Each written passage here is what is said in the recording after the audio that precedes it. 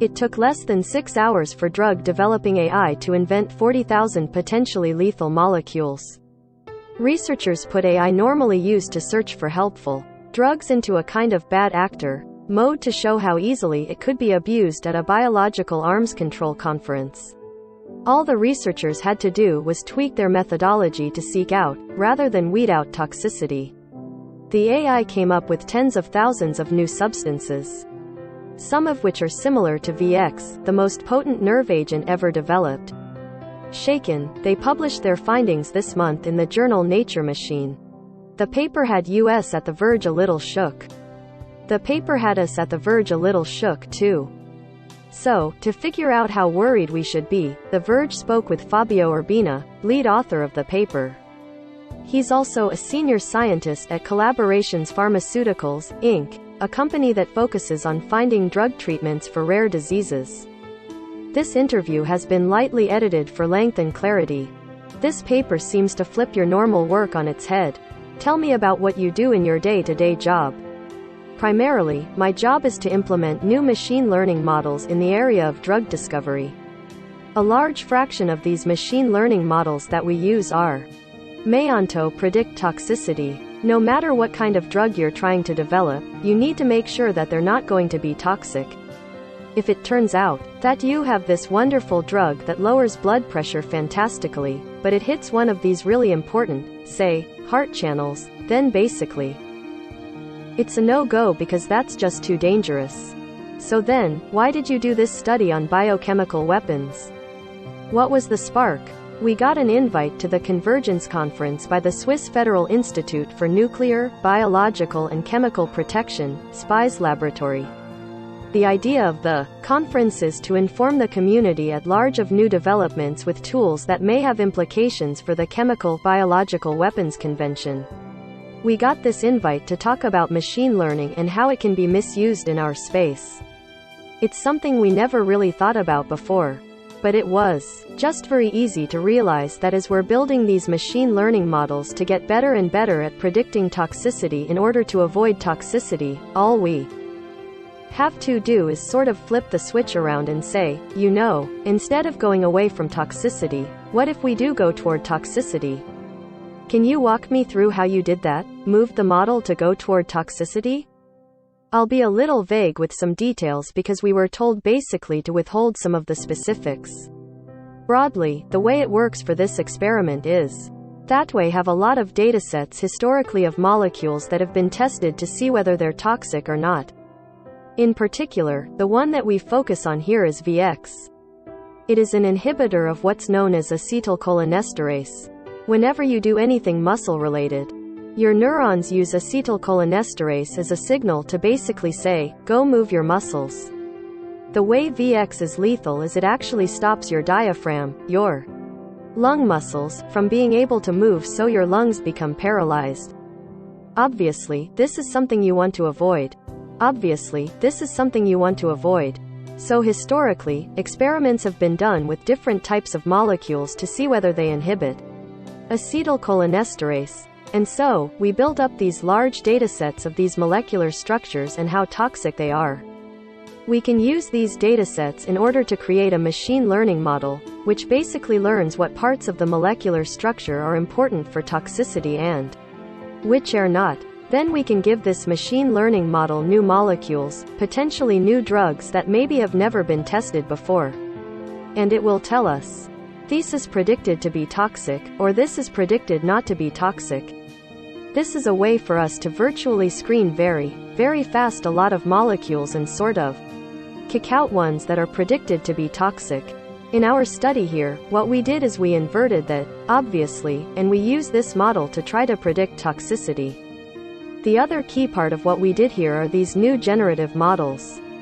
We can give a generative model a whole lot of different structures, and it learns how to put molecules together. And then we can, in a sense, ask it to generate new molecules. Now it can generate new molecules all over the space of chemistry, and they are just sort of random molecules. But one thing we can do is we can actually tell the generative model which direction we want to go. We do that by giving it a little scoring function, which gives it a high score if the molecules it generates are towards something we want. Instead of giving a low score to toxic molecules, we give a high score to toxic molecules. Now we see the model start producing all of these molecules, a lot of which look like VX and also like other chemical warfare agents. Tell me more about what you found. Did anything surprise you? We weren't really sure what we were going to get. Our generative models are fairly new technologies, so we haven't widely used them a lot.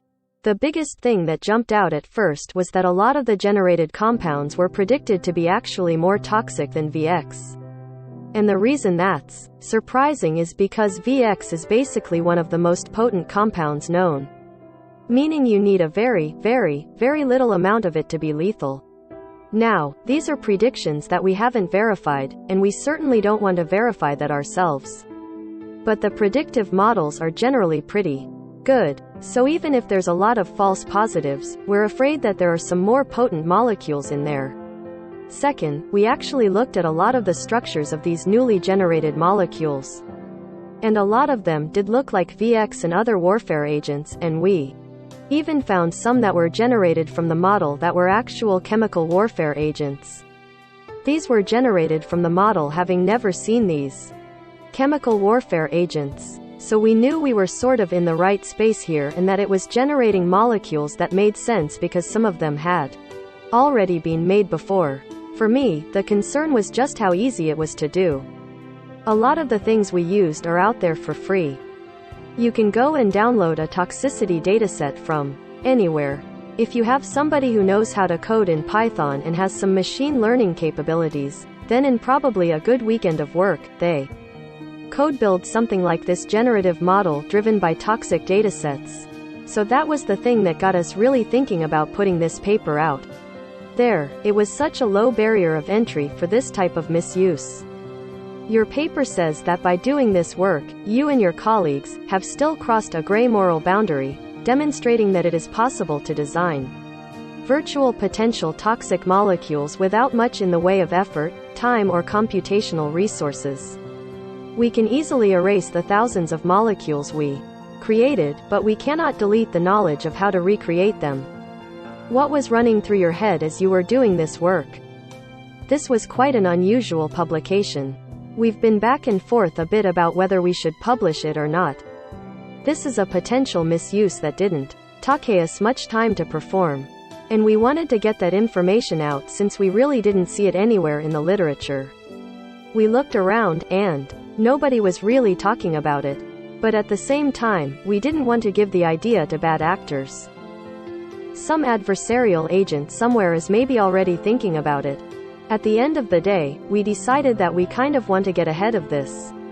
Because if it's possible for us to do it, it's likely that some adversarial agent somewhere is maybe already thinking about it or in the future is going to think about it. By then, our technology may have progressed even beyond what we can do now. And a lot of it's just going to be open source, which I fully support. The sharing of science, the sharing of data, the sharing of models. But it's one of these things where we, as scientists, should take care that what we release is done responsibly. How easy is it for someone to replicate what you did? What would they need?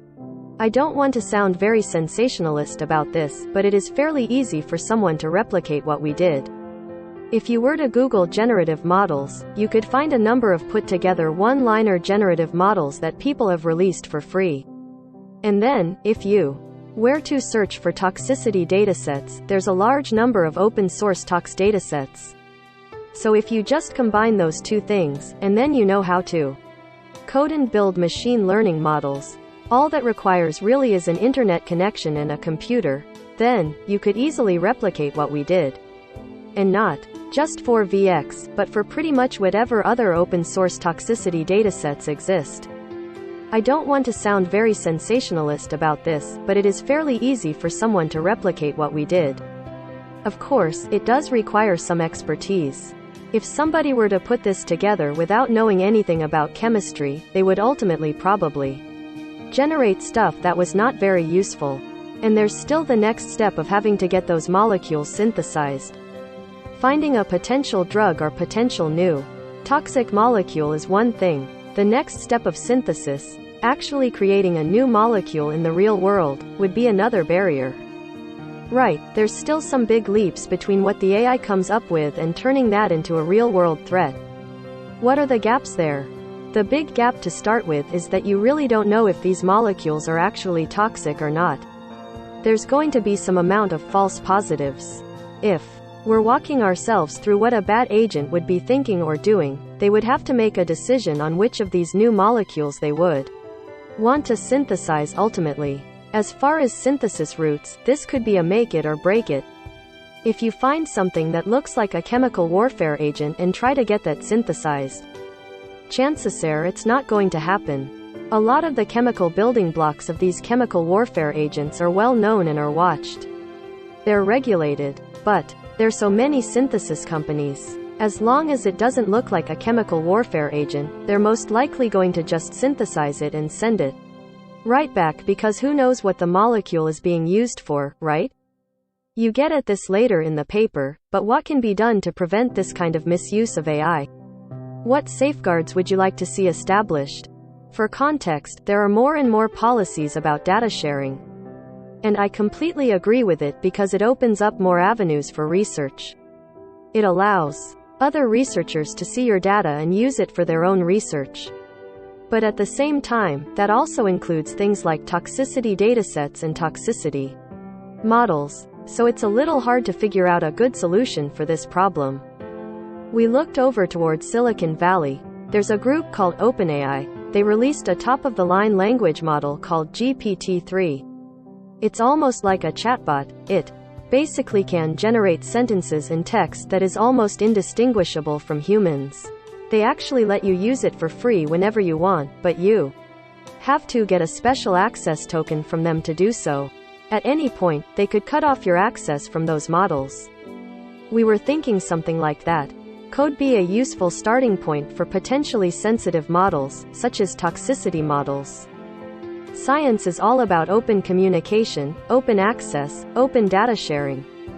Restrictions are antithetical to that notion. But a step going forward could be to at least responsibly account for who's using your resources.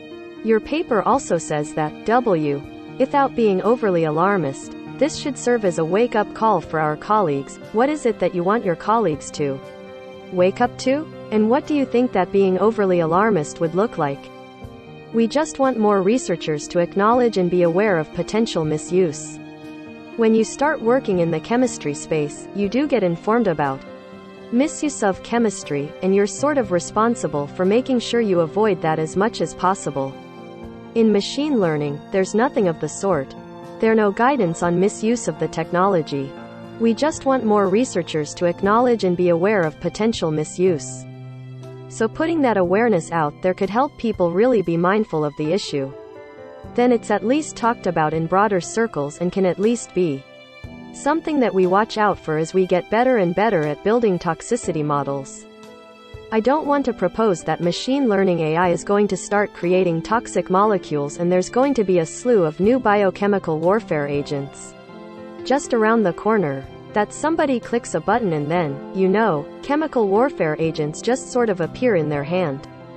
I don't want to be alarmist in saying that there's going to be AI-driven chemical warfare. I don't think that's the case now. I don't think it's going to be the case anytime soon. But it's something that's starting to become a possibility.